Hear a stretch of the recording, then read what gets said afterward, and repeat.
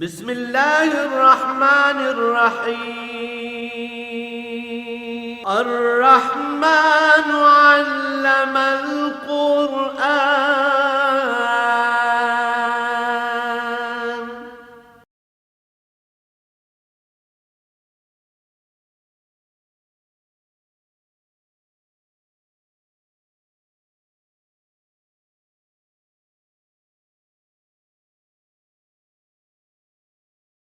الحمد للہ رب العالمین والصلاۃ والسلام علی حبیبہ محمد وآلہ وصحبہ اجمعین۔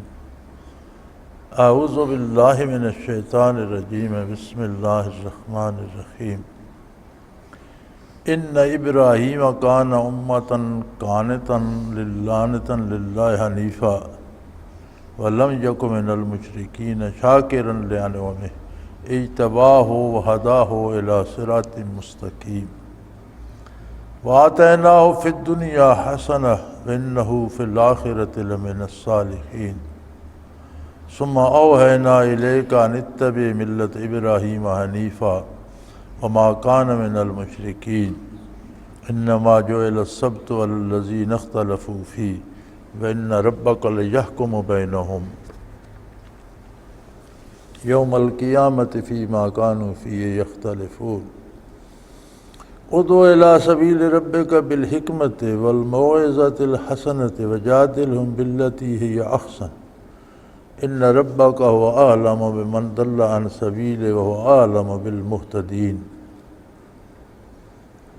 وإن عاقبتم فعاقبوا بمثل ما عوقبتم به ولئن صبرتم لهو خير للصابرين واصبر وما صبرك إلا بالله ولا تحزن عليهم ولا تك في ضيق مما يمكرون إن الله مع الذين اتقوا والذين هم محسنون اللهم سبحانك لا علم لنا إلا ما علمتنا إنك أنت العليم الحكيم مولایا صلی وسلم دائما ابدا علی حبیبک خیر الخلق کلہم۔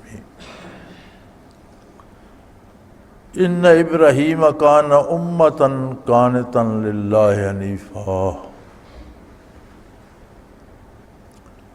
ابراہیم علیہ السلام، یقیناً ابراہیم علیہ السلام بہت بڑے پیشوا، اللہ کریم کے فرماندار اور بالکل ایک طرف کے ہو رہنے والے بندے تھے۔ حنیفہ، سیدھے تک سیدھے، صرف ایک طرف، کسی طرف کوئی دوسری طرف جھکاؤ نہیں۔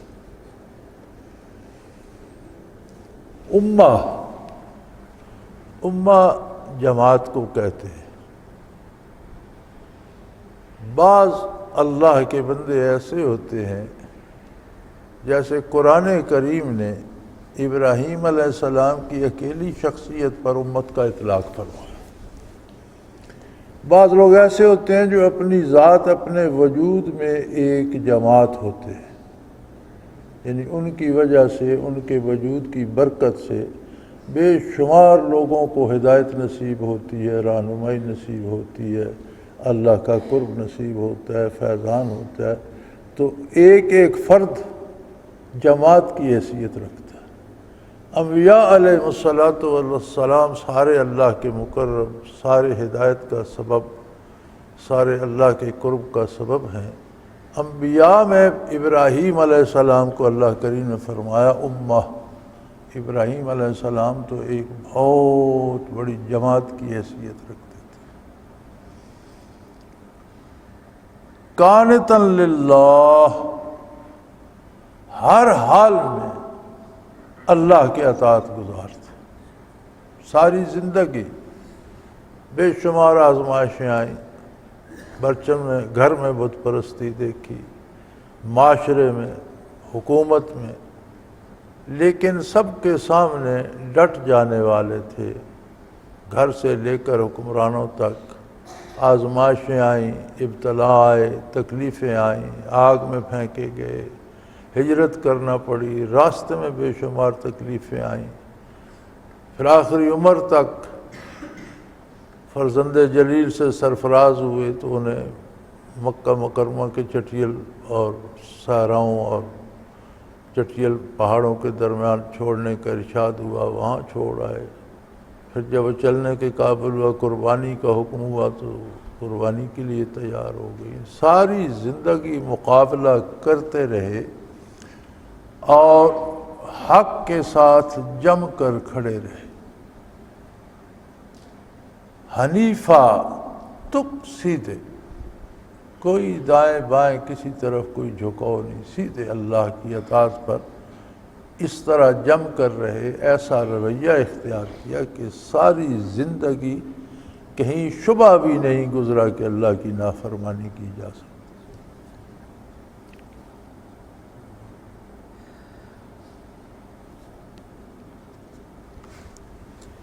یہ دراصل اسلام کی شرح بیان کی جا رہی ہے کہ اسلام کیا ہے۔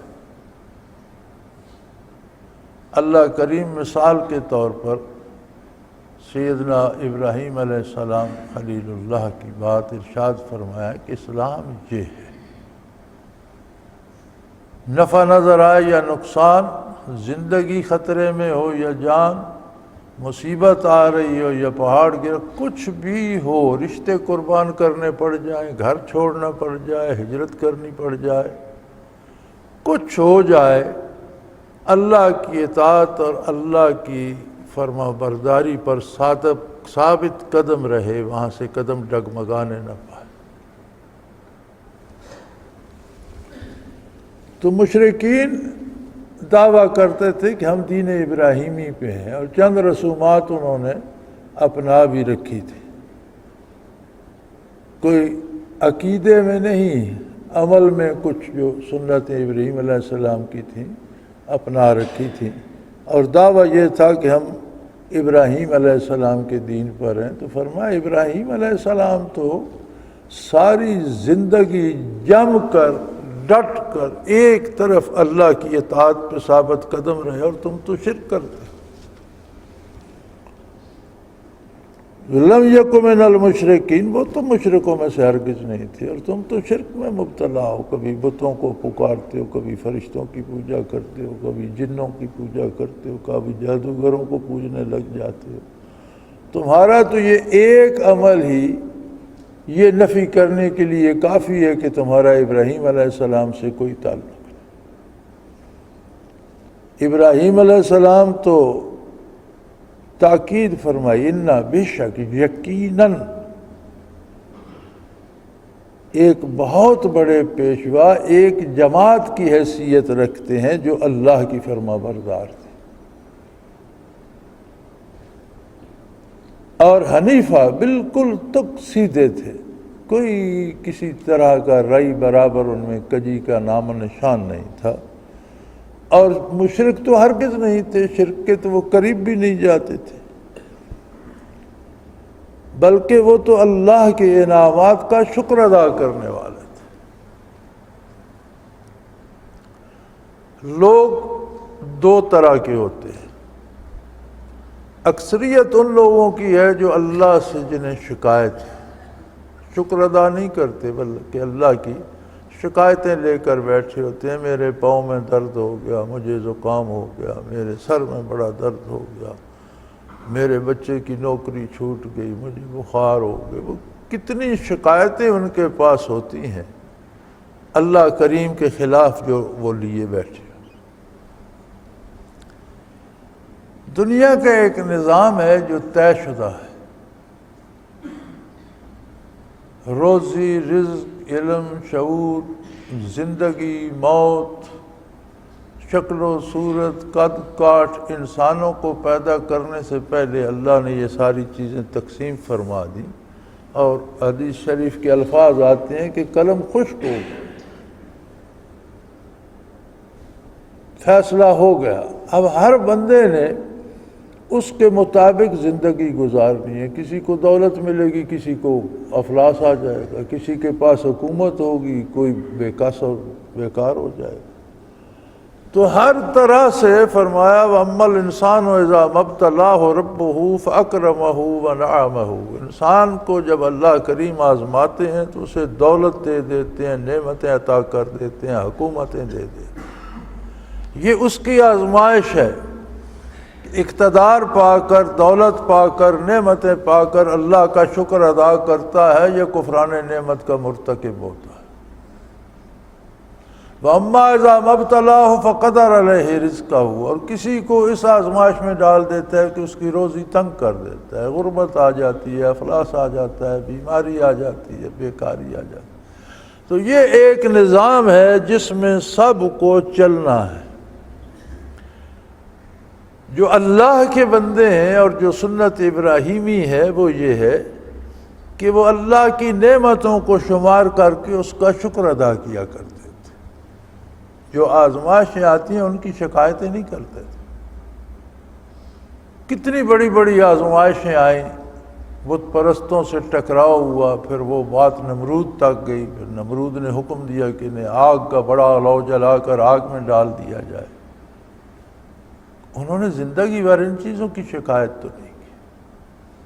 آگ سے نکلے تو ہجرت کرنا پڑی، راستے میں کوئی فرعون تھا، اس سے واسطہ پڑا، اس نے تکلیف پہنچائی، پھر جہاں پہنچے وہاں بھی ساری زندگی آزمائشوں میں گزری۔ اللہ کریم نے بڑھاپے میں اسماعیل علیہ السلام جیسا فرزند عطا فرمایا تو حکم ہوا کہ ان ماں بیٹوں کو وہاں جنگل میں ویرانے میں چھوڑاؤ، وہاں چھوڑ آئے۔ جب وہ چلنے پھرنے کے قابل ہوا، حکم ہوا انہیں قربان کر دو، ذبح کرنے کے لیے تیار۔ لیکن ان ساری اگر ان جو تکالیف زندگی میں یا آزمائشیں آئیں، ان کی اتنی لمبی فہرست ہے، اللہ کریم فرماتے ہیں انہوں نے کبھی کسی آزمائش کی شکایت نہیں کی۔ شاکرن لِانْعُمِهِ میں وہ تو ہمیشہ اللہ کے انعامات گنا کرتے تھے کہ مجھے خلیل اللہ بنایا، اس کا شکر ہے، مجھے انبیاء کا جد اعلیٰ بنایا، اس کا شکر ہے، مجھے صحت دی، اس کا شکر ہے، مجھے زندگی دی، اس کا شکر ہے، مجھے ہدایت پہ دوسروں کی ہدایت کا سبب بنا دیا، انبیاء کا بھی پیشوا بنا۔ تو وہ تو نعمتیں گنا کرتے تھے۔ فرمایا سنت ابراہیمی تو یہ ہے کہ انسان دیکھے کہ اسی خاکی ذرات سے اور انہی سیلوں سے اس نے جانور بھی بنائے ہیں، درندے بھی بنائے ہیں، پرندے بھی بنائے ہیں، مچھلیاں بھی بنائی ہیں۔ اس کا احسان ہے کہ مجھے اس نے انسان بنایا، پھر انسان بنا کر دین قبول کرنے کی توفیق عطا فرمائی، یہ مسلمان ماں باپ کے گھر میں پیدا فرمایا، زندگی عطا کی، علم عطا کیا، اچھے لوگوں کی صحبت عطا کی، اور زندگی میں بے پناہ نے ان تعدوا نعمت اللہ لا تحصوها، تم میں سے کوئی بھی اللہ کی نعمتوں گننا چاہے گن نہیں سکتا۔ لیکن انسان جب ناشکری پہ آتا ہے تو ہمیشہ شکایت ہی کرتا ہے، شکر ادا نہیں کرتا۔ فرمایا ابراہیم علیہ السلام کی ساری زندگی آزمائشوں سے عبارت ہے، لیکن وہ ہمیشہ شکر ادا کرتے تھے، شکایت کا لفظ ان کی زبان پہ نہیں آتا تھا۔ شاکرن لِانْعُمِهِ، اللہ کے انعامات کا شکر ادا کیا کرتا۔ ہم چھوٹی چھوٹی باتوں میں اپنے آپ کو اتنا پریشان کرتے ہیں اور اتنا شور کرتے ہیں اور اتنی شکایت ہوتی ہے ہمیں ذات باری سے، میرا وہ بگڑ گیا، میرا یہ بگڑ گیا۔ اللہ کے جو بندے ہیں وہ اللہ کے انعامات کو شمار کیا کرتے۔ وہ قادر و قیوم ہے، اس نے شرف انسانی بخشا، اس نے شعور انسانی بخشا، اور اس نے محمد الرسول صلی اللہ علیہ وسلم کی امت میں پیدا فرمایا کہ اس احسان کا یہ بندہ ساری زندگی سجدے میں رہے تو شکر ادا نہیں کر سکتا۔ اس نے نبی رحمت صلی اللہ علیہ وسلم سے وابستہ کر دیا، ان کے نام سے ہم پہچانے جاتے۔ پھر اس کون ہے جس کو اس نے زندگی نہیں دی؟ ایک جسم کے اندر کتنی تکنیک ہے یہ انسان سمجھ ہی نہیں سکتا۔ انسان ہونا بہت بڑا شرف ہے، پھر مسلمان ہونا اس سے کروڑوں گنا زیادہ شرف ہے، پھر حضور صلی اللہ علیہ وسلم کی امت میں ہونا یہ تو بہت بڑا احسان ہے اللہ کریم کا۔ اللہ کریم نے اجتباہ ہو، انہیں اپنے لیے منتخب کر لیا تھا، چن لیا تھا اپنے لیے۔ اللہ کے محبوب اور پسندیدہ بندوں میں شامل تھے، ایسے بندوں میں شامل تھے جن سے اللہ کریم محبت کرتا ہے، جو اللہ کو محبوب۔ وَهَدَاهُ إِلَىٰ صِرَاطٍ مُسْتَقِيمٍ، اور ان کو سیدھی راہ پر چلنے کی توفیق عطا فرمائی۔ یہ آدمی کتنا شکر ادا کرتا ہے تو یہ شکر ادا کرنا پھر اس کی نعمت ہے کہ اس نے توفیق بخشی۔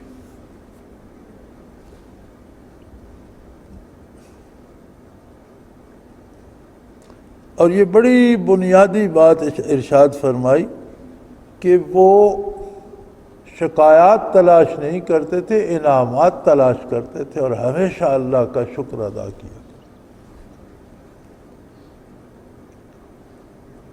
اور اللہ نے انہیں اپنے لیے چن لیا، وَهَدَاهُ إِلَىٰ صِرَاطٍ مُسْتَقِيمٍ، اور انہیں سیدھی راہ پر ڈال دیا۔ یعنی اللہ کے قرب کی راہ جو ہے اس کی انتہا نہیں ہے،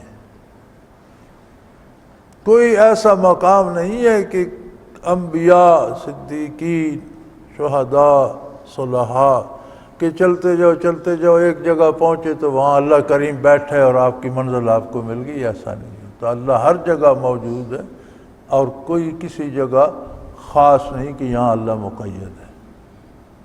قرب الہی کے جو منازل ہیں یہ ہمیشہ بڑھتے رہتے ہیں، چلتے رہتے ہیں، ان کی کوئی انتہا نہیں ہے۔ حتیٰ کہ ابراہیم علیہ السلام کے بارے بھی یہ نہیں فرمایا کہ وہ ایک منزل پر، فرمایا ہداہ الی صراط مستقیم، انہیں سیدھے راستے پر چلا دیا، چلتے رہے، ترقی کرتے رہے، بلندیوں کو عبور کرتے رہے، قرب الہی کی منازل پاتے رہے۔ وَآتَيْنَاهُ فِي الدُّنْيَا حَسَنَةً، اور ہم نے انہیں دنیا میں بھی بہت خوبیاں عطا فرمائی، ان کی دنیا بھی بہت خوبصورت تھی۔ اب آپ مصائب کو دیکھیں تو ایک سے ایک بڑھ کر مصیبت ہے، لیکن دوسری طرف ان کی استقامت کو دیکھیں تو اللہ کے انعامات کی حد ہی نہیں ہے کہ کسی مصیبت کو انہوں نے مصیبت جانا ہی نہیں، ڈٹ کر جمے رہے اور معیت باری ساتھ رہی اور اللہ کی مدد رہی، اور ہر مشکل سے گزر گئے اور اللہ کا شکر ادا کرتے رہے۔ تو فرمایا ان کی زندگی بھی، دنیا بھی ان کے لیے بہت بڑی خوبصورت تھی، کیونکہ اہل اللہ پہ اور اللہ کے بندوں پہ جو مصیبتیں آتی ہیں وہ بظاہر تو دکھ ہوتے ہیں، مصیبتیں ہوتی ہیں، لیکن ان کے دل پہ جو اثر ہوتا ہے وہ اللہ کے شکر کا، اللہ کی نعمتوں کے شکر کا ہوتا ہے، اور ترقی درجات کا سبب بنتی ہیں۔ اللہ کے بندوں پہ جو مصیبتیں آتی ہیں اس سے ان کا دل میلا نہیں ہوتا، طبیعت پریشان نہیں ہوتی، بلکہ ان کے دل پرسکون ہوتے ہیں اور طبیعت بشاش رہتی ہے کہ وہ ترقی درجات کا سبب بنتی ہے۔ عام مسلمان پہ مصیبت آتی ہے تو وہ بھی تلافی معافات کا سبب بن جاتی ہے، ہزاروں گنا، لاکھوں گنا اس ایک دن کے بخار کے بدلے معاف ہو جاتے ہیں۔ ہم بخار کی شکایت کرتے رہتے ہیں، لیکن اس کے بدلے ہمیں جو رعایتیں ملتی ہیں وہ ہم یاد ہی نہیں کرتے۔ پاؤں میں چوٹ آ گئی، اسے لے کر بیٹھ جائیں گے، کان میں درد ہے لے کر بیٹھ جائیں گے، دانت میں درد ہے، اس کی شکایت، یہ نہیں سوچیں گے کہ اس چھوٹے سے درد کے بدلے اللہ نے میرے کتنے لاکھوں گناہ معاف کر دیے۔ تو اللہ کے بندوں کی سوچ کا رخ اس طرف ہوتا ہے کہ یہ بھی مجھ پر انعام ہے کہ اس کے بدلے کتنی خطائیں معاف ہو گئی۔ انبیاء کا اس طرف ہوتا ہے کہ اس سے کتنے درجات مزید بلند ہو گئے، قرب الہی کی کتنی منازل طے ہو گئی۔ اہل اللہ کا رخ اس طرف ہوتا ہے۔ سو فرمایا ان کی جس کی دنیاوی زندگی اطاعت الہی میں گزرے، اللہ کے نہیں فرماتے ہیں اس کی زندگی بہت خوبصورت۔ دنیا کی مصیبتیں بے شک آئیں، بیماریاں آئیں، دکھ آئیں، تکلیفیں آئیں، لیکن اطاعت الہی پہ زندگی گزرے تو یہ انعام الہی ہے، یہ مقام شکر ہے۔ اور اگر اللہ کی اطاعت جاتی رہے تو پھر حکومت بھی مل جائے، تو حکومت تو فرعون کے پاس بھی تھی، نمرود کے پاس بھی تھی،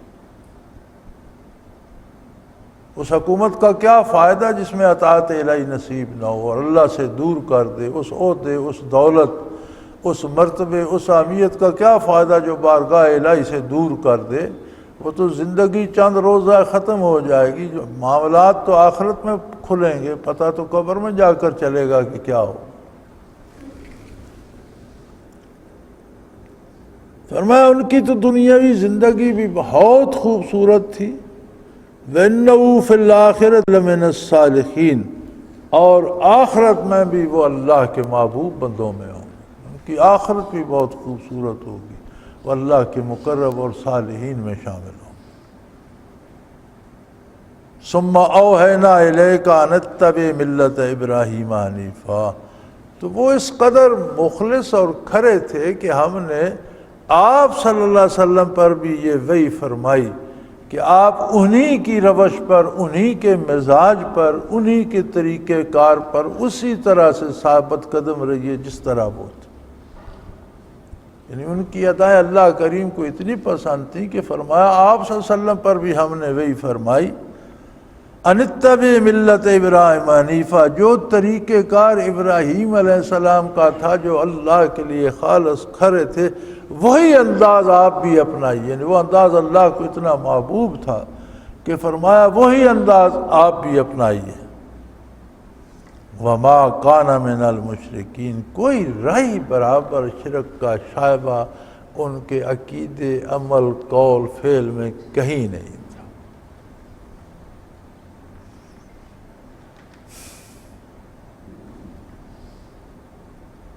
شرک قرآن کریم اس سے بار بار متنبہ فرماتا ہے، اس سے بالکل دور رہنے کی تاکید کرتا ہے۔ شرک ہے کیا؟ سادہ سی بات ہے، اللہ کریم کو چھوڑ کر کسی دوسرے سے امیدیں وابستہ کر لینا شرک ہے۔ وہ میرا یہ کر دے گا، وہ میرا فلاں کر دے گا، ساری امیدیں اللہ سے وابستہ ہوں، یہ توحید ہے۔ جب امیدیں اللہ سے وابستہ ہوں گے تو اطاعت بھی اللہ کی ہو۔ جب امیدیں دوسروں سے وابستہ ہوں گی تو بندہ بات ان کی مانے گا جن سے امیدیں وابستہ ہیں۔ اور یہ آسان کام نہیں ہے، یہ بڑا مشکل کام ہے۔ انسان اور یہ آج کی مخلوق یہ تو شارٹ کٹ کی عادی ہے۔ انہیں کہو کہ آپ کو یہ تکلیف ہے، ایک ہفتہ یہ گولی کھائیں، کہتے نہیں یار کوئی ایسا ٹیکہ بتاؤ جو ابھی لگایا ابھی ٹھیک ہو جائے۔ یہ تو شارٹ کٹس کی عادی ہے۔ انہیں کہیں یہ کام کرنے کا طریقہ، یہ کہتے نہیں یار کوئی سفارشی یا رشوت والا بتاؤ درمیان سے سیدھے نکل جائے۔ اب تو دور ایسا آ گیا ہے کہ کوئی عمل کرنا نہیں چاہتا، لوگوں کو عمل سے فرار ہے۔ لوگ کہتے ہیں کہ ہر کام کوئی شارٹ کٹ ہو جائے، فوراً ہو جائے، لیکن ہر کام کو کرنے کا سلیقہ، طریقہ اور راستہ ہے۔ اللہ نے جو بتا دیا، اللہ کے نبی صلی اللہ علیہ وسلم کی سنت ہے، اور سارے امور من جانب اللہ قدرتی طریقے سے ہی انجام پاتے ہیں۔ بندہ جو خواہش کرتا رہے اس سے کچھ نہیں ہوتا، ہوتا وہی ہے جو اللہ کو منظور ہے۔ صرف بندے کا اپنا وزن کم یا زیادہ ہوتا رہتا ہے۔ تو اگر اللہ پہ بھروسہ رکھا جائے، وما کان من المشرکین، ان کا اعتماد اللہ کے علاوہ کسی پر بھی نہیں تھا، انہیں اللہ کے سوا کسی سے امید نہیں تھی۔ حتیٰ کہ ایک واقعہ مفسرین کرام لکھتے ہیں کہ ابراہیم علیہ السلام کے لیے بہت بڑا آگ کا آلو تیار کیا گیا، جو میلوں لمبا، میلوں چوڑا تھا، کوئی معمولی آگ نہیں جلائی گئی تھی۔ اب جب مرحلہ آیا کہ اس میں پھینکا کیسے جائے، یہ تو قریب نہیں آنے دیتی آگ، جو اب اس میں پھینکے گا کون؟ تو شیطان نے انہیں بتایا کہ ایک بہت بڑے لمبے لمبے کوئی مینار بناؤ، ان میں ایک بہت لمبی سی پینگ سی باندھو، اور اس پہ انہیں ڈال کر، تو جب انہیں آگ کی طرف جب اس کا جھوٹا جائے تو پیچھے سے رسے کاٹ تو آگ میں گر جائیں گے۔ اب ابراہیم علیہ السلام کو اس میں رکھا گیا، جھولا چلانے لگے تو فرشتوں نے بارگاہ الہی میں عرض کی کہ بار الہ تیرے خلیل کے ساتھ یہ کافر یہ کر رہے ہیں، ہمیں اجازت عطا فرما، ہم ان کو تہس نہس کر دیں، ابراہیم علیہ السلام کو بچا لیں۔ تو ارشاد ہوا جبریل امین کو کہ جاؤ ابراہیم سے پوچھ لو، وہ کہتے ہیں تمہیں بچا لو۔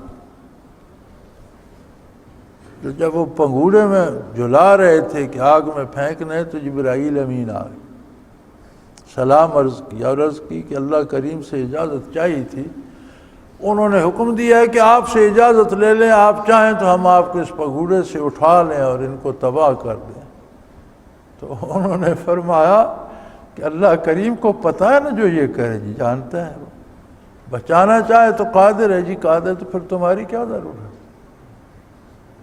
اگر وہ چاہتا ہے کہ میں جل جاؤں تو جل جاؤں، اور بچانا چاہے تو وہ خود بچا لے گا، تمہاری کیا ضرورت ہے؟ بہت مہربانی، جاؤ تم، شکریہ۔ یہ ہے حنیفہ، یعنی ہر حال میں امید اللہ کریم سے وابستہ ہے۔ اللہ کے بھیجے ہوئے فرشتے کو بھی یہی جواب دیا کہ اللہ کریم خود دیکھ رہے ہیں، خود قادر ہیں بچانے پہ، بچانا چاہیں گے خود بچا لیں گے، تم کیوں درمیان میں آتے؟ لیکن یہ بات تب نصیب ہوتی ہے جب اللہ سے رشتہ اور تعلق ہو، اللہ کو جانتا ہو، اس کی صفات کو مانتا ہو۔ ہم زبانی تو جانتے مانتے ہیں اللہ ہمارا یہی قبول کر لے اور ہمیں معاف کر دے، لیکن جب ذرا سی مشکل پڑتی ہے پھر اللہ بھول جاتا ہے، پھر ہم تیرے میرے آسرے پہ آ جاتے ہیں۔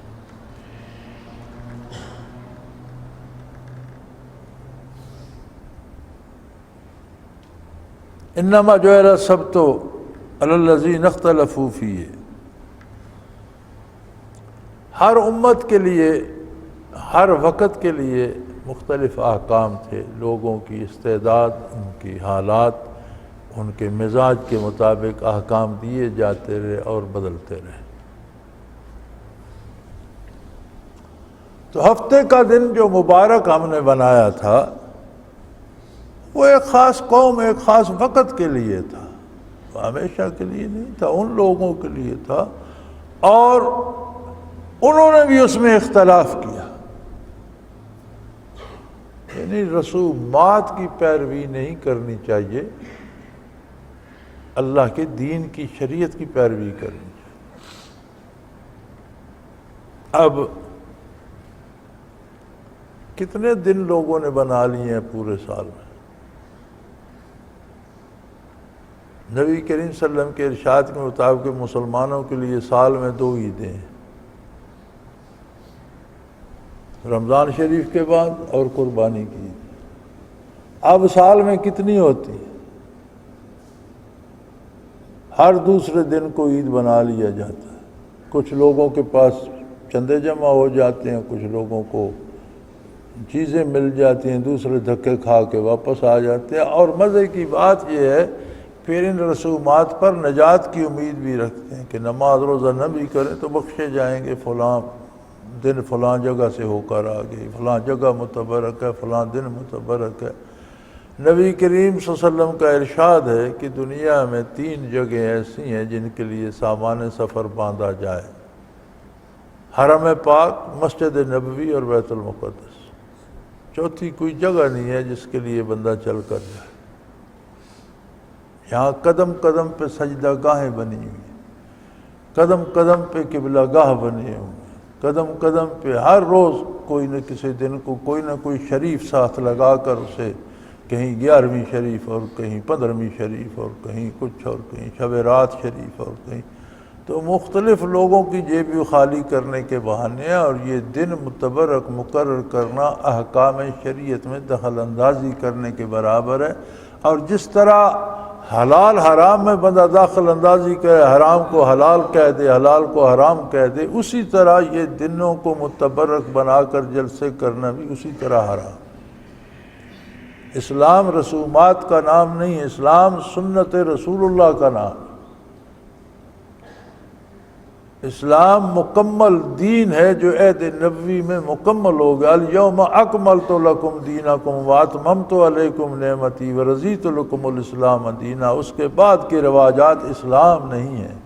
لیکن عجیب بات یہ ہے کہ ہم لوگ بیمار ہوں تو ہم نے ان خاص دنوں سے امیدیں وابستہ کر رکھی ہوتی ہیں اور دھکے کھاتے ہوئے جاتے ہیں، دھکے کھاتے آ جاتے ہیں۔ کوئی کام ہو دنیا کا تو ہم نے ان کے ساتھ بھی ہم نے دنیا جوڑ رکھی ہے۔ اس پر جاؤ تو نوکری مل جائے گی، اس پر جاؤ تو اولاد ہو جائے گی، اس دن کو مناؤ تو صحت ٹھیک ہو جائے گی۔ تو یہ ساری وہ چیزیں ہیں جو اللہ سے دور کرتی ہیں۔ فرمایا ہفتے کا دن خاص قبیلے، خاص قوم کے لیے، خاص وقت کے لیے مقرر کیا گیا تھا، اور جن کے لیے مقرر کیا گیا تھا ان سب نے بھی نہیں مانا۔ اختلفوا فی، ان میں بھی اس میں اختلاف پیدا ہو گیا۔ وَإِنَّ رَبَّكَ يَحْكُمُ بَيْنَهُمْ يَوْمَ الْقِيَامَةِ فِيمَا كَانُوا فِيهِ تَخْتَلِفُونَ، اور آپ کا پروردگار قیامت کے دن جتنے اختلافات لوگوں کے ہیں ان کا فیصلہ کر دے گا۔ سچا کون ہے، جھوٹا کون ہے، ہر چیز سامنے آ جائے۔ یعنی آپ دین کی طرف بلاتے ہیں، وہ اپنی رسومات پیش کرتے ہیں۔ جی ہمارے ہاں یہ متبرک ہے، ہمارے بزرگ یہ کرتے تھے، ہمارے فلانے وہ کرتے تھے۔ فرمایا یہ خاص وقت کے لیے خاص چیزیں تھیں، یہ ہر وقت کے لیے نہیں ہے۔ اب دین وہ ہے جس کی طرف آپ بلا رہے ہیں، اور نبی کا فریضہ ہوتا ہے، اللہ کے ہر نبی ہر رسول کا، کہ وہ اللہ کی طرف بلاتا ہے۔ یہی بنیادی فرض نبوت ہے۔ اور فرمایا بلانے کا طریقہ یہ، ادعو الی سبیل ربک بالحکمہ والموعظۃ الحسنہ، اللہ کی طرف دعوت دو، حکمت سے دو، دانائی سے دو، اور بہترین انداز سے دو، اچھی باتیں کر کے دو، الفاظ اچھے منتخب کرو، جملے اچھے ہوں، ادائیگی اچھی ہو، آسان طریقے سے۔ اب ہمارے ہاں اگر ہم مذہب کی بات بھی کرتے ہیں نا تو ہم اللہ کے لیے نہیں کرتے، اپنی علمیت جھاڑنے کے لیے بڑی بڑی باتیں کریں گے، یا اگلے کو نیچا دکھانے کے لیے بڑے بڑے دلائل ڈھونڈیں گے۔ یہ سب دین نہیں ہے۔ مخاطب کو نیچا نہیں دکھانا، مخاطب کو حق واضح کرنا ہے، اور حق تب بھی واضح ہوتا ہے جب آپ کے دل میں اس کی بھی محبت ہو۔ آپ درد دل سے یہ چاہتے ہو کہ اللہ اس بندے کو بھی ہدایت نصیب کر دے، یہ اللہ کے غضب سے بچ جائے، یعنی اگلے کی بہتری کے لیے آپ اللہ کی طرف اسے بلاتے ہیں، اپنے آپ کو اس سے پارسا ثابت کرنے کے لیے، یا اپنے آپ کو بڑا عالم ثابت کرنے کے لیے، یا اگلے کو نیچا دکھانے کے لیے نہیں۔ تو ہماری تو یہ مصیبت ہے نا کہ ہم واز بھی کرتے ہیں تو اس طرح کرتے ہیں جیسے گولیاں برس رہی ہیں، اور لوگوں کو مومن بنانے کی بجائے کفر کے فتوے زیادہ دیتے ہیں۔ وہ بھی کافر، وہ بھی کافر۔ وہ کافر تو ہیں جو صحیح، اگر اللہ سے دور ہیں، اللہ کے دین کے منکر ہیں، شرک میں مبتلا ہیں، نبی صلی اللہ علیہ وسلم پر ایمان نہیں رکھتے، آخرت پر نہیں رکھتے، تو کافر تو ہیں۔ پھر ہمارے بتانے کی کیا ضرورت؟ کافر تو کافر ہے، ہمیں اشتہار دینے کی کیا ضرورت ہے؟ مزہ تو جب ہے کہ کفر میں غرق ہوتے ہوئے بندے کا ہاتھ پکڑ کر بچا لیں اور اسے توحید الہی کے سائے میں کھڑا کر دیں۔ اور یہ تب ہوتا ہے جب آپ اگلے کو نیچا نہ دکھانا چاہیں، بلکہ آپ کے دل میں اگلے کے لیے بھی ہمدردی نہیں، محبت ہو کہ اللہ کرے یہ بھی بچ جائے، اللہ اس کو ہدایت نصیب کر دے اور یہ گمراہی سے نکل آئے۔ تو فرمایا اللہ کے رستے کی طرف بلانے کے لیے حکمت چاہیے، دانائی چاہیے، ایک بہت محبت بھرا انداز ہونا چاہیے، پیار، تاکہ آپ بات کریں تو اگلے کو احساس ہو کہ یہ میری بہتری چاہتا ہے۔ آپ کسی کو یہ بتائیں کہ بھئی یہ جس راستے پر آپ جا رہے ہو اس پر تو آگے ڈاکہ پڑے گا، ڈاکو بیٹھے ہوئے ہیں، اور میں آپ کو بتاتا ہوں کہ اس راستے کو چھوڑ دو، اس راستے سے جاؤ تو یہ محفوظ ہے، اس پر ڈاکو نہیں ہے، تو اگلا آپ کا شکریہ ادا کرے گا، ممنون ہوگا کہ آپ نے بر وقت مجھے بتا دیا۔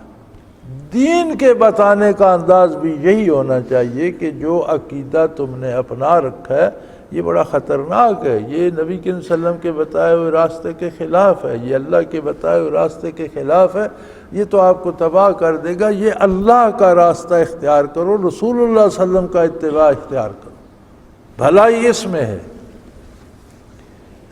اور انداز بیان جو ہو وہ الموعظۃ الحسنہ، انداز بیان جو ہو وہ بھی خوبصورت ہو، اچھے طریقے سے اسے سمجھائیں۔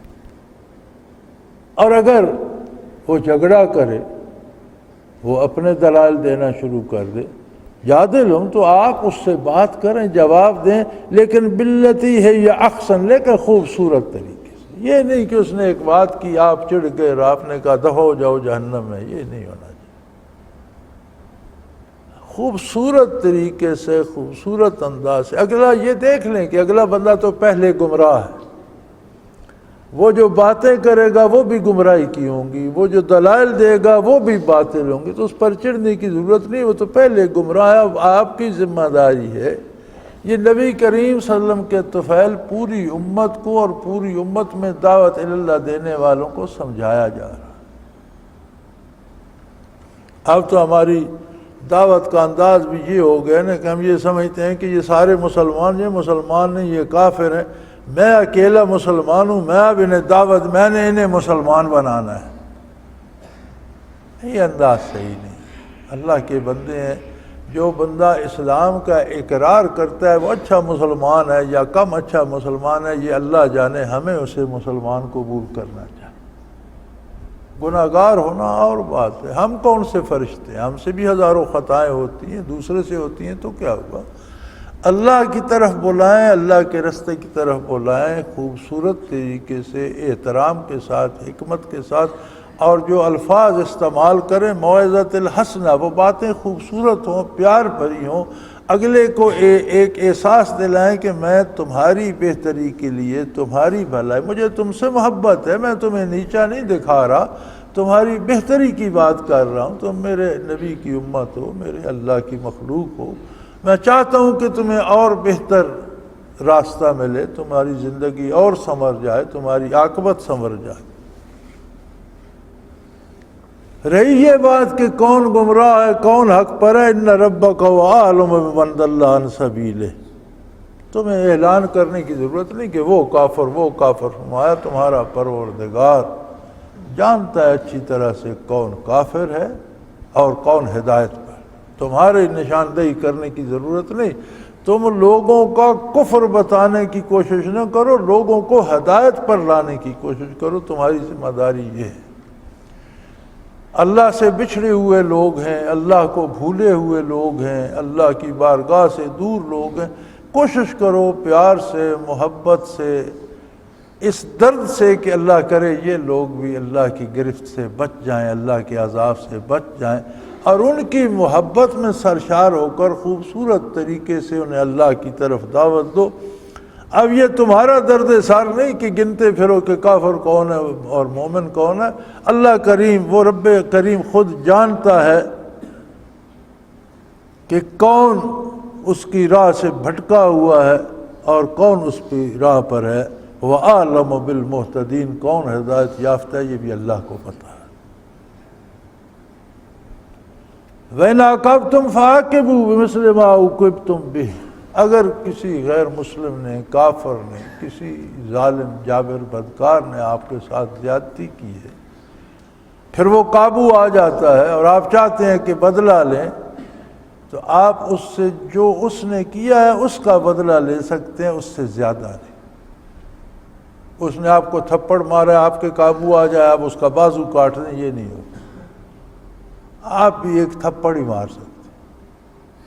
اگر اس نے آپ کا دانت توڑا آپ دانت توڑ سکتے ہیں، اس نے زخم لگا آپ زخم لگا، لیکن جو لگا اس سے زیادہ نہیں۔ اور اس کے ساتھ بھی ہے وَلَئِنْ صَبَرْتُمْ لَهُوَ خَيْرٌ لِلصَّابِرِينَ، اگر تم معاف کر دو اور صبر کر لو اور اللہ کی راہ میں وہ برداشت کر لو تو اللہ صبر کرنے والوں کو بہت بہتر جانتا ہے۔ یہ صبر کرنے والے کے لیے اس کا صبر بہت بہتر ہے۔ معاف کر دو تو اس سے بڑی کوئی بات نہیں، یہ بہت اچھی بات ہے کہ اللہ کی راہ میں تکلیف دے کی تھی، وہ بندہ اگر آ گیا آپ کے پاس، قابو آ گیا، آپ کے اختیار میں آ گیا، تو جتنی اس نے تکلیف دے تھی اتنی دے سکتے ہیں، اس سے زیادہ نہیں۔ وَاصْبِرْ وَمَا صَبْرُكَ إِلَّا بِاللَّهِ، اے میرے حبیب آپ صبر کیجئے، اور آپ کا صبر بھی اللہ کی نعمت، اللہ کی توفیق سے ہے، اللہ کی عطا سے ہے۔ وَاصْبِرْ، صبر کیجئے۔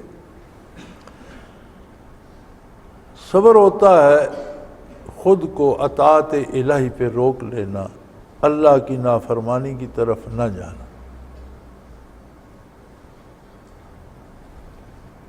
یہ تو ہر موقع پہ کہہ دیا جاتا ہے، کسی کو پیاس لگی ہے، پانی نہیں مل رہا تو کہتے ہیں صبر کرو ابھی آ جائے گا، بھوک لگی ہے، کھانا نہیں آ رہا تو صبر کرو ابھی آ جائے گا، کسی کا کوئی بندہ فوت ہو جائے تو کہتے ہیں صبر کرو، کوئی نقصان ہو جائے تو صبر کرو۔ صبر کا اصل حقیقی مفہوم یہ ہے کہ خود کو اللہ کی اطاعت پہ روک لینا اور نافرمانی کی طرف نہ جانا، یہ صبر ہے۔ فرمایا آپ کی شان یہ ہے، اللہ نے آپ کو یہ عظمت عطا فرمائی ہے کہ آپ صبر کریں۔ وَلَا تَحْزَنْ عَلَيْهِمْ وَلَا تَكُ فِي ضَيْقٍ مِّمَّا يَمْكُرُونَ، اور نہ بدکاروں پہ دکھ کیجئے، چونکہ حضور کو تو گناہگاروں کا، غیر مسلموں کا بھی دکھ ہوتا تھا کہ میری بعثت عالی کے بعد یہ پھر جہنم میں کیوں جائیں، اللہ کرے یہ سب میرے زیر سایہ آ جائیں، میرا اتباع کریں، اللہ کی نعمتوں کو پائیں، اللہ کی۔ اور حضور کو اتنی محبت تھی نسل انسانی سے کہ آپ کو کفار کا بھی دکھ ہوتا تھا کہ یہ کیوں دوزخ میں جائیں۔ اللہ کریم نے فرمایا آپ ان کا دکھ اپنی جان پہ نہ لیجئے، انہوں نے اپنی پسند سے وہ راستہ چنا ہے، آپ غمگین نہ ہوا کریں۔ اور جو یہ تدبیریں آپ کے خلاف کر، یعنی کافر حضور اور حضور کے دین کے خلاف کوشش اور تدبیریں کرتے تھے، اور حضور اکرم صلی اللہ علیہ وسلم ان کو دوزخ سے بچانے کی تدبیریں کرتے تھے۔ آپ دونوں طرف کا رویہ دیکھیں نا، کہ کفار کا رویہ صرف دین کے خلاف نہیں، خود نبی کریم صلی اللہ علیہ وسلم اور مسلمانوں کی ایذاء کی بھی، ان کو دکھ پہنچانے، تکلیف پہنچانے کے لیے مختلف ہیلے کرتے رہتے، اور حضور کی ساری تجویز ان کو دوزخ سے بچانے کے لیے ہوتی تھی۔ پھر فرمایا جو یہ حرکتیں کرتے ہیں اور آپ کو ایذاء اور تکلیف دینے کی کوشش کرتے ہیں تو آپ اس کی کوئی پرواہ نہ کریں، آپ اس سے تنگ دل نہ ہوں۔ وَلَا تَكُ فِي ضَيْقٍ، آپ اس سے تنگ دل نہ ہوں، اس کو دل پر نہ لیں، اس لیے کہ ان اللہ مع الذین اتقوا، جو اللہ کے ساتھ ہوتے ہیں اللہ ان کے ساتھ ہوتے ہیں۔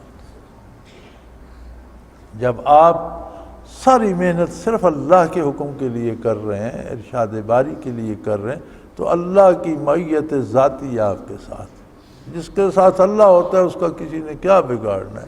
لہٰذا آپ کی شان یہ ہے کہ آپ صبر کیجئے اور اللہ کے دین کے لیے بہترین انداز و حکمت سے کوشش کرتے رہیے، اور اس سارے جو قرآن کا مطالبہ ہے کہ وہ کیسے، وہ سارا تعامل نبوی میں موجود ہے۔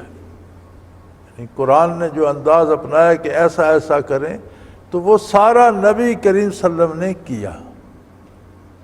آپ کا مزاج عالی، آپ کا کردار عالی، آپ کے ارشادات عالی، ساری قرآن کی تفسیر ہے، اور وہی انداز واعظ کو اپنانا چاہیے۔ اس لیے جو لوگ تقوی اختیار کرتے ہیں، یعنی اللہ کے حضور زندہ رہتے ہیں، جنہیں ہر وقت یہ خیال ہوتا ہے کہ میرا اللہ مجھے دیکھ رہا ہے، میرا اللہ میرے ساتھ ہے، اگر میں نافرمانی کروں گا تو وہ راضی نہیں ہوگا، ناراض ہوگا۔ اسے تقوی کے ایک کیفیت جو قرب الہی کی بندے کے دل میں آ جاتی ہے کہ وہ ہم وقت اپنے آپ کو حضور حق میں پاتا ہے اور اللہ کی نافرمانی کی طرف نہیں جاتا، اسے تقوی کہتے ہیں۔ والذین هم محسنون، اور جو خلوص دل سے اطاعت کرتے ہیں انہیں معیت باری حاصل ہوتی ہے، ان کا بگڑتا کچھ نہیں۔ لوگ جو ان کے خلاف تجویزیں بناتے ہیں، سوچتے ہیں ان کو ایذا پہنچانے کی کوشش، وہ نامراد ہوتے ہیں، ناکام ہوتے ہیں، خود ہی جلتے رہتے ہیں اور اسی حسد کی آگ میں جلتے مر جاتے ہیں۔ اللہ کے بندوں کا کچھ بگاڑ نہیں سکتے۔ وآخر دعوانا ان الحمد للہ رب العالمین۔ اللہ اللہ اللہ اللہ اللہ اللہ اللہ اللہ۔ حضرت امیر محمد اکرم آوان مد ذلہ العالی دارالعرفان منارہ ضلع چکوال میں سالہ سال سے قرآن و حدیث کے اوپر خطابات کر رہے ہیں اور سلسلہ نقشبندیہ اویسیہ کے مطابق لوگوں کو ذکر الہی کی تربیت دے رہے ہیں۔ وہ قرآن پاک کی تفسیر ترتیب وار بیان کر رہے ہیں۔ تفسیر قرآن کو وہ موجودہ ملکی اور بین الاقوامی حالات کے مطابق بیان کرتے ہیں۔ موٹر وے سے کلر کہار کے انٹرچینج سے نکلتے ہوئے کلر کہار کی جھیل سے ہوتے ہوئے میانی، بوچھال اور نورپور سے گزرتے ہوئے دارالعرفان منارہ پہنچ سکتے ہیں۔ حضرت امیر محمد اکرم آوان نے بچیوں اور بچوں کی دینی اور دنیاوی تعلیم کے لیے سقارہ اکیڈمی کے نام سے ایک درسگاہ بھی قائم کی ہے، جس کا افتتاح ملک پاکستان کے صدر جنرل محمد ضیاء الحق نے اپنے دست مبارک سے کیا تھا۔ وہ تمام احباب جو اسلام کی طلب رکھتے ہیں ان سے گزارش ہے کہ دارالعرفان منارہ ضلع چکوال میں امیر محمد اکرم آوان صاحب کے خطابات سے مستفید ہوں۔ وہ ہر جمعے کو نماز سے پہلے بیان فرماتے ہیں۔ ہر ماہ کی پہلی اتوار کو ماہانہ اجتماع ہوتا ہے جس میں آپ خصوصی خطاب فرماتے ہیں اور پاکستان کے چاروں صوبوں سے احباب اس اجتماع میں شرکت کرتے ہیں۔ اس کے علاوہ یہاں سال میں 2 مرکزی اجتماعات بھی ہوتے ہیں، ایک رمضان المبارک میں اعتکاف کا اجتماع اور دوسرا جولائی اور اگست میں 40 دن کا اجتماع ہوتا ہے جس میں روحانی تربیت کی جاتی ہے۔ اپنا خون سیماب دے کر اتنا ہم کر جائیں گے، نام آقا کا چمن میں پھر رقم کر جائیں گے۔